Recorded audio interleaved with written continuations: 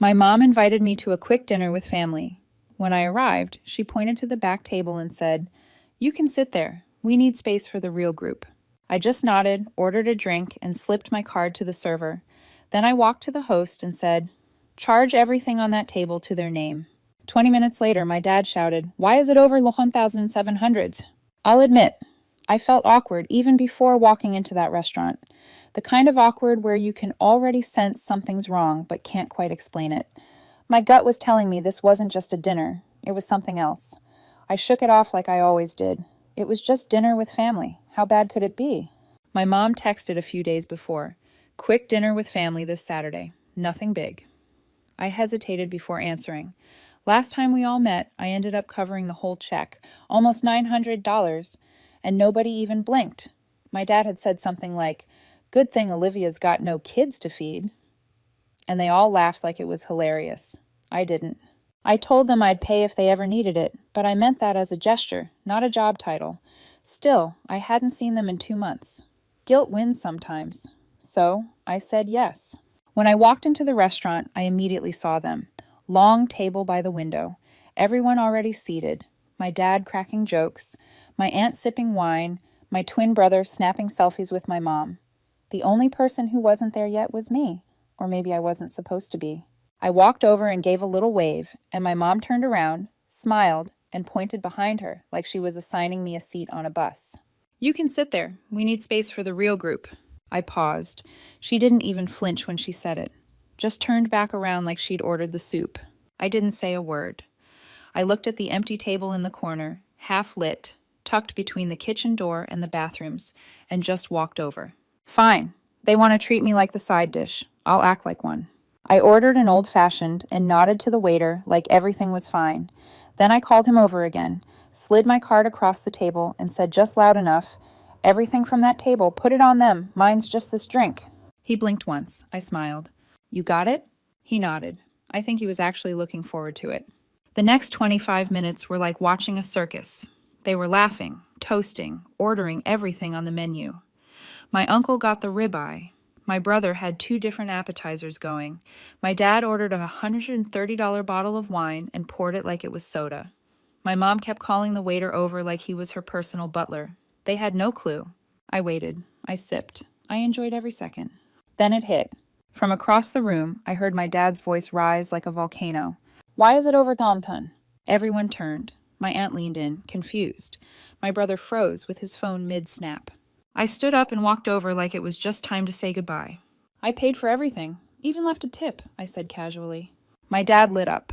My mom gave me the warmest smile I'd seen from her in years. They all looked at me like I just paid off their mortgage. I waved and left. Simple. What they didn't realize was that the waiter was still on script. I told him to bring the bill back to them after I left. I didn't even make it to the parking lot before I heard shouting from the hallway. "Wait, what? She only paid for her drink. Olivia!" I got in my car and took off before anyone could catch up. The air had never felt that clean. The next morning, I got the knock. My mom, my dad, both standing at my front door with tired faces. My dad went straight in. No greeting. It came out to $2,000. They showed up at 9:12 the next morning. No warning, just 2 sharp knocks, and then my dad walking into my apartment like he owned it. My mom trailed behind him, quieter than usual, like she already knew this was going to go badly. He dropped the receipt on the kitchen counter like it was evidence in a courtroom. "It came out to $2,100, he said. "No, good morning, no, how are you? Just that number." I looked at the receipt, didn't even touch it. "I paid for my drink," I said. That's when the real show started. He started walking in circles like he was working himself up, throwing phrases at me. "We raised you better. This is low. You embarrassed us. Your uncle had to cover the tip." He made it sound like I'd set their house on fire. My mom only spoke when he paused to catch his breath. "Olivia, we just thought you'd help." Help. That was the word they always leaned on. Help me paying for everything. Help me sitting at a side table like a forgotten cousin. Help me staying quiet so the rest of them could have a good time. I listened. I let them talk for over an hour. I barely said a word. When they were done, I said, "You're mad because I treated you exactly how you treated me." That stopped him for half a second, but he didn't respond. He just turned around and stormed out with my mom behind him. I thought it was over. 10 minutes later, I heard a loud crack from outside. I ran to the window and saw my dad jogging back to the car. My mom was already in the passenger seat. My car window, driver's side, was shattered. Glass everywhere. A rock was sitting in the seat. They didn't wait. They drove off like it was nothing. I stood there staring at the mess. I didn't scream. I didn't chase after them. I went back inside, opened my laptop, and pulled up the footage from the security cameras I had installed last fall after a package was stolen. There it was, clear as day. My dad walking toward the car, checking around, picking up a rock, and throwing it straight through my window. I saved the footage. Then I filed a police report. I told the officer everything, gave him the video. He asked if I wanted to press charges or just get compensation. I said I wanted every dime back. That window wasn't just broken, it was a message. And so was my response. By the end of the week, he was out $420. No insurance, no excuses. He paid. But I wasn't done. I opened my banking app and stared at the shared account labeled Family Expenses. For 9 months, I'd been depositing $2,000 into that thing monthly. It started after they claimed they were struggling. Repairs, bills, groceries. I'd agreed to help temporarily, thinking we were all working together. But I started noticing weird things. Sudden shopping sprees, my brother casually posting from new cafes, Uber rides from campus to beach parties. Meanwhile, I was told every dollar helped keep the family afloat. I shut it down, locked the account, reset the passwords, removed all link transfers, left it at 0. 3 days later, it exploded. 15 missed calls from my mom, 6 from my dad. Even my aunt texted me saying there must have been some mistake. My brother sent me a single line. "What the hell, Olivia?" I ignored all of it. Then, about a week later, like nothing ever happened, they showed up again. All smiles this time. My dad actually hugged me at the door. My mom brought a box of pastries. They sat on the couch and talked about forgiveness, unity, starting over. My brother wasn't there, but his name came up a few times. "We've all had a rough patch," my mom said. "Let's just move forward as a family." "We were thinking," my dad added, "maybe we could all go out again. Just have a good evening." I nodded, smiled, and said, "That sounds great." They left feeling like they'd won. They thought it was all water under the bridge. A few polite words, some pastries, and a hug, and suddenly we were a family again. That's what they wanted. I let them believe it. When they suggested we all go out for dinner, just to reconnect, I agreed immediately. Picked the spot myself. Somewhere expensive. Somewhere with chandeliers that hang so low they practically whisper in your ear. I even called ahead and made sure we'd get a private table. It had to look real. Saturday night. I got there 10 minutes early, already dressed like I didn't have a care in the world. White blouse, clean watch, smile ready. They showed up together. All of them dressed nicer than usual. My mom looked pleased. My dad actually laughed when he saw the place. "Let's not do that like last time, huh?" he said, nudging me with his elbow. I smiled. No way. We sat, ordered wine. They looked relaxed, like something heavy had been lifted. My mom even said she felt like this was a turning point. My aunt kept nodding through the whole meal, like she just returned from therapy. My brother barely looked up from his phone, except to roll his eyes at the waiter. Everything was moving exactly how I planned it. They didn't hold back. Appetizers like they were sharing with royalty. Steaks, seafood towers, 2 bottles of wine. My dad made 2 toasts, both vague and self-congratulatory. My mom kept glancing at me like she wanted to say she was proud, but couldn't quite get the words out. I sat through the whole thing like a professional actor. Toward the end, I checked my phone, stood up calmly, and said, "My girlfriend's calling. I'll be right back." I walked past the restrooms through the hallway, nodded at the waiter who had the check and stepped out the side door, got in my car, drove off. I didn't need to see it to know how it played out. 10 minutes later, the waiter would have brought the check to their table. I knew what was on it. $1,407 before tip. I also knew exactly what my dad would say. First, he'd make a joke. Then his smile would collapse. My mom would ask the waiter if there was a mistake. My brother would accuse someone of playing a prank. Then the reality would hit, and I'd be long gone. By the time I got home, I had 40 missed calls, 4 voicemails. The first one was calm. The second was louder. The last 2 weren't even words, just breathing and shouting in the background. My brother sent a wall of texts that ranged from threats to begging to insults and back again. Then came the knock. This time, they didn't wait a day. An hour later, my dad, mom, and brother were at my door. No smiles, no pastries, no fake warmth. You humiliated us, my dad said again. You've crossed the line, my mom added, her voice shaking. My brother took over the room. He talked the most, called me pathetic, accused me of holding a grudge, said I didn't understand what family meant. I sat quietly for a while, letting them think they still had the upper hand. Then I looked at my brother and asked him a simple question. Who do you think's been paying for your tuition? He froze, just like that. My dad and mom looked at each other, confused. $30,000 a year, I said. 4 semesters covered quietly. You're welcome. Dead silence. My dad tried to talk, but this time I didn't let him. You want to talk about crossing lines? That ends today. The account's shut. You want him to finish school? You figure it out. My brother looked like he wanted to scream, but didn't know which direction to shoot it in. Then I leaned back and just let the moment stretch. You manipulated us, my mom said, barely loud enough. No, I replied. I just learned from the best. They stayed another 20 minutes trying to negotiate, twist it around, make me the villain. At one point, my aunt even called mid-conversation, probably trying to calm things down. I let it ring. Before they left, my dad said, "This isn't over." I nodded. I know. That night, I didn't feel angry. I felt clear. After that last dinner, the calls didn't stop. I ignored them. 40 missed calls in a night became 70 over a weekend. Then they started texting like nothing happened. My mom sent me a message Monday morning. Let's move on from all this. We love you. My dad followed with, we're still a family. We need to act like it. Need to. It didn't take long before the tone changed.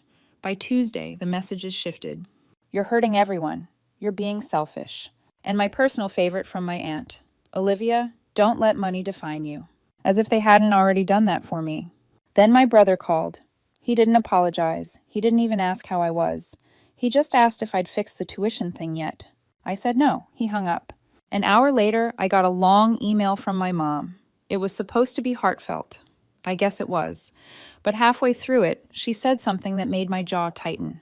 We've sacrificed so much for you. You owe it to us not to walk away now. Sacrificed. That word sat in my head for days. I kept thinking back to the months I'd been paying that shared account. $2,000 a month, no questions asked.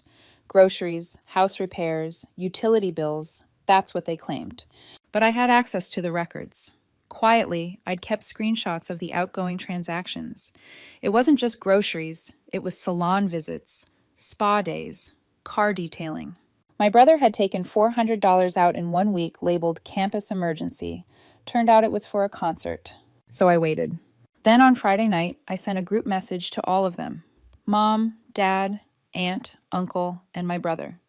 It had 3 photos. A screenshot of the shared account history, a screenshot of my bank's total contributions, and a picture of a handwritten note my dad left me last year. We're proud of you. You take care of us better than we deserve. No message, just those 3 images. They didn't respond right away, but I know they saw it. Saturday morning, I finally got a visit, but not from my parents. It was my cousin Ashley. She stood on my porch with 2 coffees, and it looked like she had just escaped a fire. They've been telling everyone that you're having a breakdown, she said. That you're paranoid, that you're trying to punish the family. My mom tried to convince me you were just emotionally unstable, but I've seen the account history. I know what they've been doing. I didn't say much. Ashley wasn't the type to sugarcoat. We talked for maybe an hour. Then she said something that stuck with me. They don't even see you as a person anymore, just a function. You stopped paying, and now they don't know how to act. That was the surprise I hadn't been prepared for. Not just that they used me, but that they never even thought it was wrong. They thought they were entitled to it. Later that evening, my mom sent me a message. We want to fix this. Let's all meet. 1 dinner. No drama. Your father says he's willing to let everything go if you just come.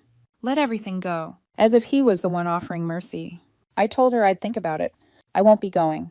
I started packing the night I got my mom's message. 1 dinner. No drama. Your father says he's willing to let everything go if you just come. That sentence played in my head like background noise while I filled cardboard boxes with the life I built. My apartment wasn't big, but it held a lot. Photos I no longer looked at, clothes I no longer wore, reminders of a family that had turned my loyalty into currency. I didn't tell anyone I was leaving. I didn't owe them a goodbye. They didn't earn it.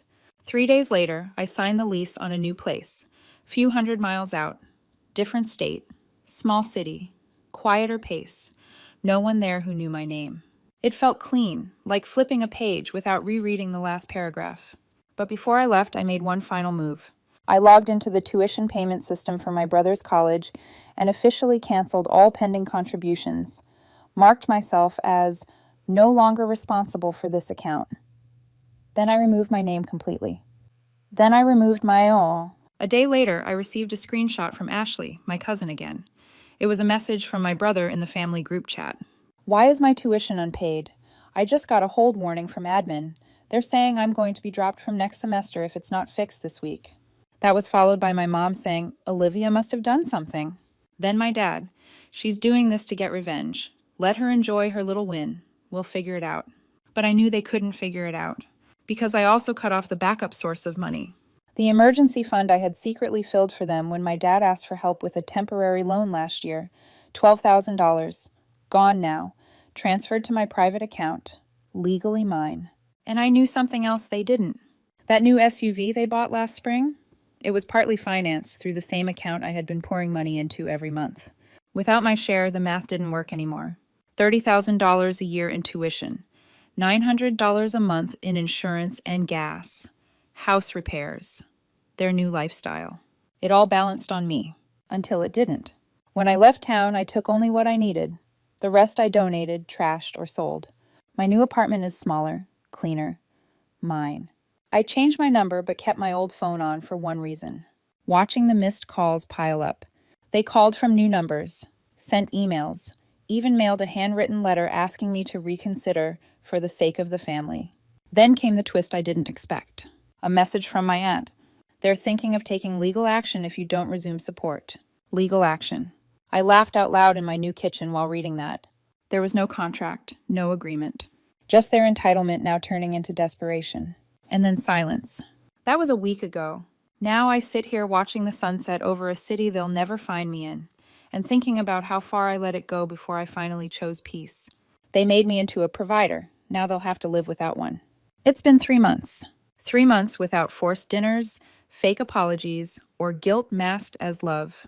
I wake up now without checking my phone, without wondering what kind of manipulation is waiting in my inbox. The silence is beautiful. So is the freedom. I settled in faster than I expected. New apartment, new job setup, new coffee shop down the street that knows my order by heart. I even started dating someone. Nothing serious yet, but different. Honest. She knows about the mess I left behind, and for the first time, I don't feel embarrassed saying it out loud. I thought cutting ties would feel heavier. It doesn't. It feels like pulling out a splinter you didn't realize had been infecting you for years. The last message I got from them was 2 weeks ago. My brother wrote, "You've ruined everything. Hope it was worth it." I didn't answer. My mom sent a picture of the house, a subtle attempt to trigger nostalgia. The caption said, "Still your home if you want it." It's not anymore. Word got around to the rest of the extended family. A few relatives reached out to say they were proud of me. One of my uncles even told me, "You did what I never had the guts to do." I didn't expect that, but it made something clear. This wasn't just about my family. It was about a system of taking, of obligation masked as tradition. As for my parents, they've gone quiet again, probably hoping time will reset things, that I'll eventually get nostalgic, that I'll forget the rock through my car window, the manipulation, the way they laughed while sitting at the real group table. I won't. But here's the truth. I don't hate them. I just don't trust them. And that's the difference. I've started building a life that doesn't rely on their approval, their presence, or their money-grabbing traditions.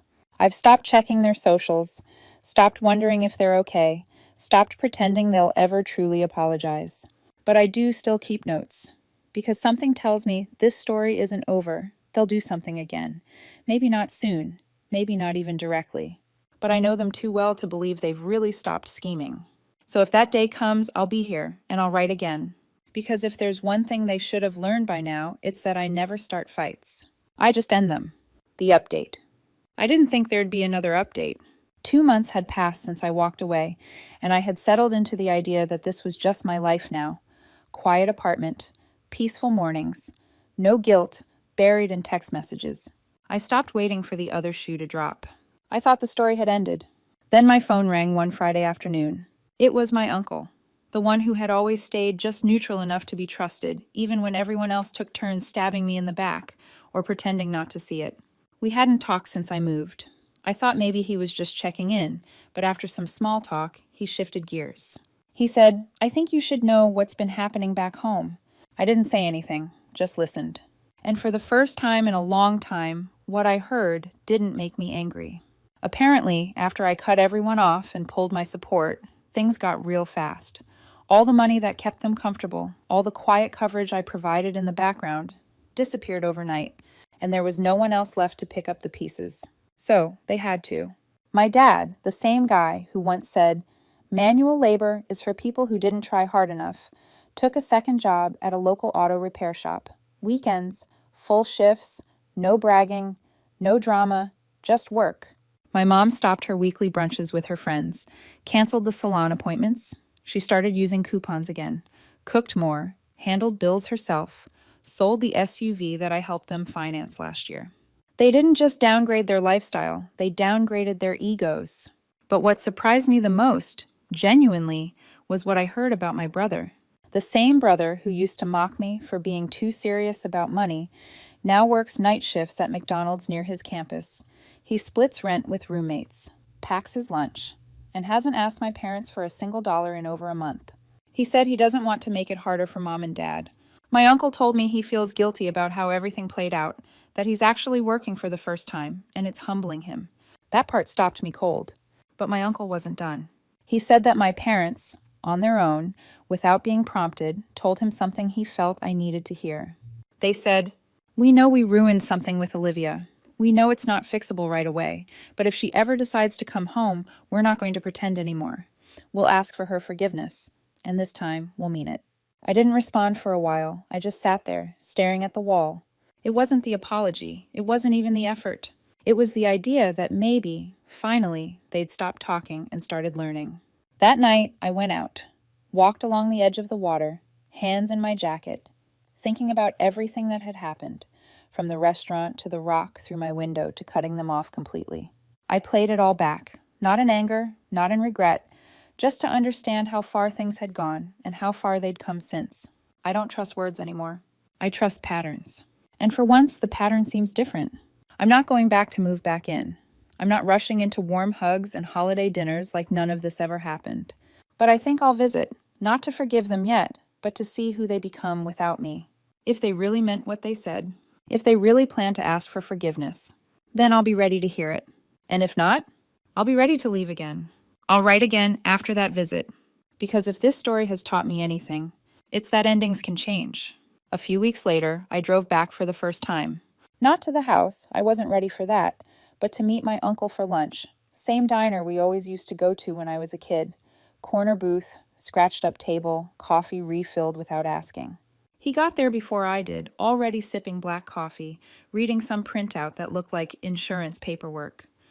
When he saw me, he stood up and gave me a real hug. Not the polite kind. The kind where someone's arms stay around you half a second longer than you expect. He didn't push me to go see them, didn't guilt trip or preach. He just said, "They're trying, Olivia. They really are." I nodded. I didn't promise anything. That evening, I drove by the house. Didn't stop, just circled the block once. Lights were on. Front yard looked a little more unkempt than usual. One of the hedges was dying. The SUV was gone, replaced by an older sedan with mismatched hubcaps. I parked 2 streets over and walked to the park nearby. Sat on the same bench I used to read on when I was 17 and dreaming about college. I stayed until it got dark, then left. No confrontation, no grand gesture. Just presence. That weekend, I got a message from my mom. A photo of that same dying hedge, freshly trimmed and watered. No caption. It didn't fix anything, but it wasn't manipulation either. That was new. The following week, I got a handwritten letter from my dad. Not typed, not emailed, not even a text. It was awkward, messy, with smudged ink and a few lines scratched out. But it said one thing I hadn't heard from him in years. "I'm sorry." He didn't blame me, didn't ask for money, didn't even ask for a visit, just said he was sorry. That did something to me. Not a full repair, but a crack in the wall I'd built. I haven't replied yet. Not because I'm trying to punish them, but because I'm still watching the pattern. I've learned to move slowly with forgiveness. You don't hand it out like candy just because someone says the right words once. You observe, you wait, you see who they are when they think you're not coming back. It's been a few more weeks now. My phone doesn't light up like it used to. The texts have stopped. The calls too. The silence now feels different. Not like abandonment. Like respect. My cousin Ashley still checks in. She came to visit me in the new city. We walked the riverside, laughed about college memories, shared dessert at a hole-in-the-wall bakery. You seem lighter, she said. I am. I've started writing again. Not just these reflections, but actual stories. Fiction. Characters who take their power back. I think I needed this distance to find my voice again. My new life isn't perfect, but it's mine. Entirely mine. I decorate how I want. I buy groceries I actually enjoy. I sleep better. I don't flinch when my phone buzzes. Sometimes I still think about the old days. Family dinners before things got complicated. Backyard birthdays. Movie nights on Fridays. But I don't let nostalgia lie to me. It was never always good. There were cracks long before the walls fell down. And I've stopped pretending those cracks were just quirks. They were warnings. Now I live with intention. I give when I want to, not when I'm guilted to. I answer calls I choose to, not ones I feel obligated to. I spend time with people who make me feel safe, not ones who drain me and call it love. I don't know if I'll ever fully go back, but I know this. If they continue to grow, I'll meet them halfway, slowly, carefully. And if they regress, I'll walk away again, without explanation, without theatrics. Because I finally understand that I don't need a family that only loves me when I'm useful. I need people who love me even when I say no. And now that I've learned to say it, I'll never unlearn it. This isn't a revenge story, it's a clarity story. And if you've ever felt like a walking wallet or a support beam for a crumbling legacy that was never built for you, then maybe it's your story too. I'm Olivia, and this time I chose peace.